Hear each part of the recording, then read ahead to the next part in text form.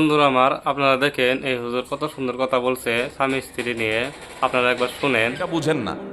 আপনি এখন কোরআন তেলাওয়াত করছেন, আপনার স্বামী বলছেন না এখন করিও না, আপনার জন্য এখন না করাটাই হলো ইবাদত। কারণ এই কোরআন তেলাওয়াত তো ফরজ না, এটা নফল। স্বামীর ওই নির্দেশটাকে অগ্রাধিকার দিয়ে আপনি এখন করবেন না। হ্যাঁ, যদি এমন হয় স্বামী কখনোই করতে দেয় না, সব সময় বাধা দেয়, নামাজই পড়তে নিষেধ করে, তাহলে ওই কথা শোনা যাবে না।